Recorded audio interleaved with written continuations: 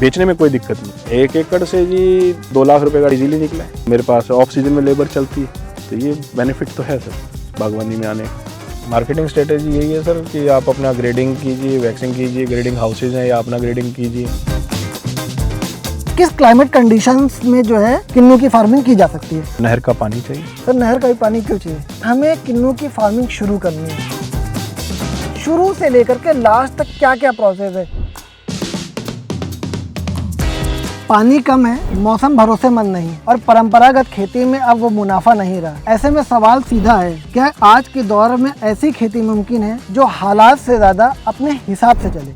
तो जवाब है हाँ। इस वक्त हम हिंदुस्तान की जिस ज़मीन पर हैं उसे हरियाणा का सिरसा जिला कहते हैं। ये हरियाणा के अंदर किन्नू का बेल्ट माना जाता है और ये 74% हिस्सेदारी रखता है हरियाणा में कुल उत्पादन का किन्नू के। तो सबसे पहला सवाल तो यही है कि कैसे मुमकिन है खेती और किस क्लाइमेट कंडीशंस में जो है किन्नू की फार्मिंग की जा सकती है?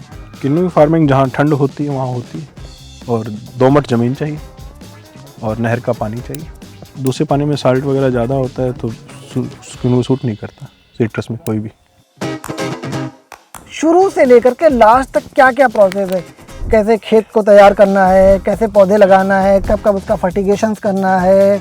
सबसे पहले तो किन्नू, अगर सिट्रस कोई भी लगाना चाहें, किन्नू लगा लें या कोई भी।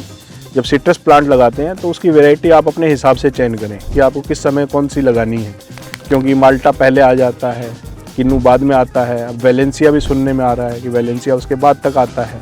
इनके मार्केट रेट्स भी अलग हैं, यील्ड भी अलग है, ये सब चीज़ें देखनी पड़ती हैं आप। और रही किन्नू लगाने की या कोई पौधा लगाने की बात, तो आप कितने बाई कितने की स्पेस पे लगाना चाहेंगे। इंटरक्रॉप लेना चाहेंगे तो आपको ज़्यादा स्पेस देना पड़ेगा और कैनोपी मैनेजमेंट रखना पड़ेगा। और अगर आप कम पे लगाना चाहते हैं तो आपको हाई डेंसिटी करना पड़ेगा। हाई डेंसिटी हमें सूट नहीं किया तो हमने नॉर्मल 18 बाई 18 पे रखा। और जो पौधा लगाया उसके लिए स्टार्टिंग में 3 फीट का इसका गड्ढा बनाया, उसमें गोबर की खाद और जिप्सम और वो सब डाला, DAP और जो भी इसमें डलेगा।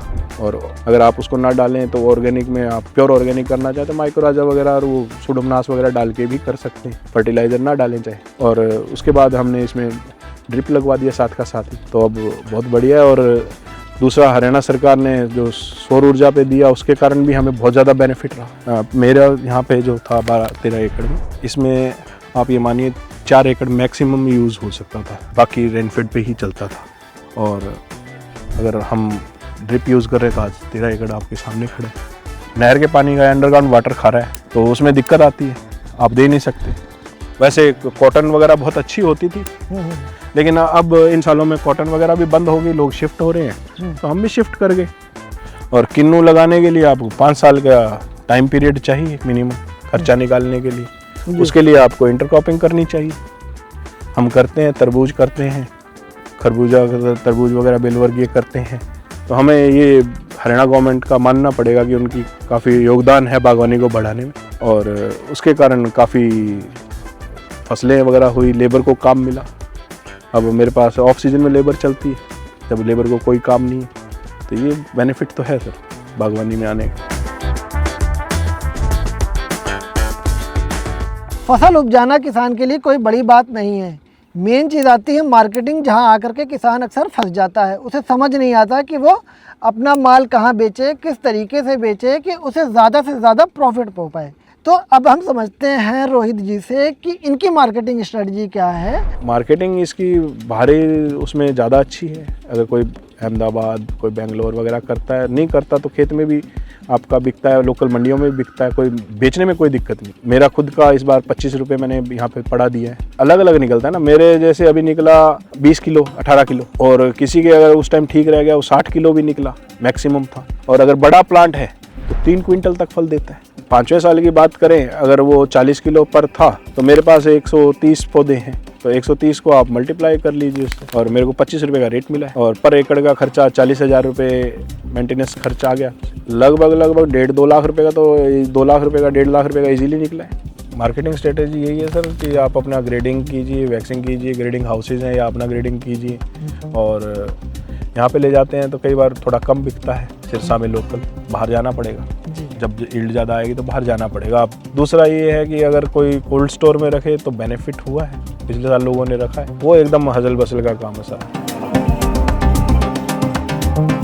किसान को मार्केटिंग और ज़्यादा से ज़्यादा अपने जितनी भी चीज़ें हो सकती है वो अपने खेत में करे तो उसका ज़्यादा फ़ायदा है। देखिए यहाँ पर आप फल तो देख ही चुके हैं, लगा हुआ है, हार्वेस्टिंग चल रही है और हार्वेस्टिंग के साथ साथ यहाँ ग्रेडिंग भी चल रही है। चलिए आइए दिखाते हैं कि ग्रेडिंग होती कैसे है इसकी। अच्छा वो पूरा देता तो डाल दिया और यहाँ ये पूरा साफ हो जा रहा है। इसका और उसका उठा के देख लीजिए ना फर्क। इतनी शाइनिंग है और ये कितनी शाइनिंग है और इसे शाइनिंग के ही रेट है। इस शाइनिंग के हिसाब से ही किसानों को ज़्यादा मुनाफा मिलता है क्योंकि वो ज़्यादा महंगा बिकेगा। इस पर हम सब किसान भाई यहाँ पर किन्नू की ग्रेडिंग वैक्सीन करने के लिए लाते हैं बगीचों से और यहाँ इस मशीन से वैक्स करते हैं, ग्रेडिंग होता है जी। उसके बाद में अलग अलग साइज में पैकिंग करवाते हैं। पूरे हरियाणा में, पूरे भारत के कई मंडियों में माल जाता है जी, जो उचित दामों पर बिकता है और क्वालिटी बढ़िया बन जाती है। वैक्सीन लगने के बाद किन्नू की कैपेसिटी भी बढ़ जाती है जी। उस वजह से 7 दिन 8 दिन तक किन्नू खराब भी नहीं होता। पटना, सिलीगुड़ी, नेपाल तक भी हमारा माल जाता है। बाग किन्नू का ठेके पर लेता हूँ, सभी चीज़ें किन्नू, माल्टा, मौसमी सभी चीज़ें ठेके पर लेता हूँ। अभी बाग मैंने ले रखा है 19 लाख में, ये क्या नाम है, सोईपुर गांव में। क्वालिटी देखते हैं, वजन देखते हैं, उसमें कितना वजन है, कितनी क्वालिटी है, तोल पर भी हो जाता है, ठेके पर भी हो जाता है। ये किन्नू का बाग आपने समझा कि किन्नू की खेती कैसे होती है, कैसे पूरे बाग को मैनेज किया जाता है। और आपको एक बात और बता दें, देश में पंजाब जो है किन्नू उत्पादन में नंबर 1 है, जबकि हरियाणा जो है नंबर 13 पर है।